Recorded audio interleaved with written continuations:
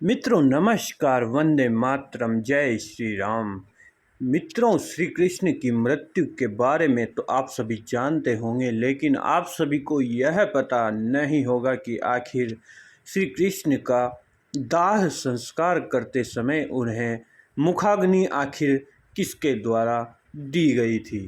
तो आइए आज इसी से जुड़ी एक रोचक कहानी हम जान लेते हैं। मित्रों, जब महाभारत युद्ध की समाप्ति हो गई और एक दिन श्री कृष्ण माता गांधारी के दर्शन करने के लिए उनके पास गए, जो कि एक विधि का विधान था, जिसके तहत माता गांधारी अत्यधिक क्रोधित थी और उन्होंने क्रोध में श्री कृष्ण को भला बुरा कहा और श्राप दे डाला। गांधारी ने कहा कि श्री कृष्ण, तुम अगर चाहते तो इस युद्ध को रोक सकते थे, लेकिन तुमने मेरे पूरे वंश का सर्वनाश कर दिया है। जिस तरीके से तुमने मेरे वंश का नाश किया है, ठीक उसी प्रकार तुम्हारे यदु वंश का भी कुछ ही वर्षों में समाप्ति हो जाएगी, अर्थात सर्वनाश हो जाएगा। श्री कृष्ण यह श्राप सुनकर भी चिंतित नहीं हुए, क्योंकि उन्हें पता था कि यह पृथ्वी लोक छोड़ने का उनका समय अब आ गया है, क्योंकि जिस प्रयोजन से उन्होंने जन्म लिया था वह प्रयोजन उनका पूरा हो चुका है। बहुत वर्ष बीते, लगभग 36 वर्ष पश्चात एक समय ऐसा आया कि जब यदुवंशी आपस में लड़ने लगे, झगड़ने लगे और उनकी द्वारका नगरी भी समुद्र में डूब गई।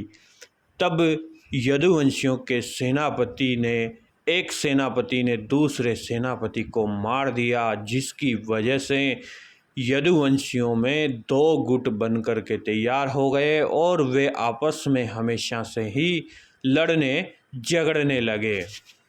जब ऐसी समस्या आ गई और वे एक दूसरे को मरने मारने के लिए तैयार हो गए, तब श्री कृष्ण को लग गया कि अब यदुवंश की समाप्ति का समय आ गया है।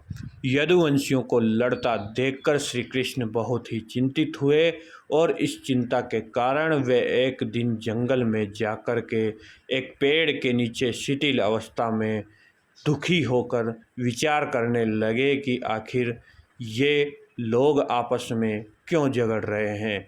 जब श्री कृष्ण पेड़ के नीचे शिथिल अवस्था में लेटे हुए थे, तभी वहाँ पर एक शिकारी आया और उसने देखा श्री कृष्ण की आंख चमक रही थी। उसे लगा कि कोई हिरण घास चर रहा है। तब उस जरा नामक शिकारी ने वहाँ से एक तीर चलाया, जो तीर सीधा श्री कृष्ण के बाएं पैर में लगा, जिसकी वजह से श्री कृष्ण लहूलुहान हो गए। श्री कृष्ण के पास जब वह जरा नामक शिकारी आया तो बहुत ही दुखी हुआ और रो कर के विलाप करने लगा। तब श्री कृष्ण ने कहा कि तुम व्यर्थ चिंता न करो, मेरा अब समय पूरा हो चुका है और यह तुम्हारा पूर्व जन्म का बदला था, जब मैंने राम बनकर तुम्हें मारा था और पिछले जन्म में तुम बाली के अवतार थे। तब मैंने तुम्हें छिप कर के मारा था, आज तुमने मुझे छिप कर के मारा है, तुम्हारा बदला पूरा हुआ। यह बात श्री कृष्ण ने उस जरा नामक शिकारी को समझाई। श्री कृष्ण की मृत्यु का समाचार जब पांडवों को मिला तो वे अत्यधिक दुखी हुए और दौड़ करके श्री कृष्ण के पास पहुँचे। जब पांडव उनके पास पहुँचे तो अत्यधिक दुखी थे कि श्री कृष्ण उनको छोड़ करके चले गए हैं। श्री कृष्ण के दाह संस्कार का समय आया, तब उन्हें पांडवों ने अपने कंधे पर उठाया और शमशान की ओर चलने लगे और अग्नि उनके प्रिय मित्र और सखा अर्जुन ने अपने हाथों में ली और अर्जुन ने ही उनको अंतिम मुखाग्नि दी। मित्रों, श्री कृष्ण के दाह संस्कार के समय उनका एक अंग बिल्कुल नहीं जला। आखिर वह कौन सा अंग था? अगर आप जानना चाहते हैं तो कमेंट सेक्शन में कमेंट ज़रूर करें।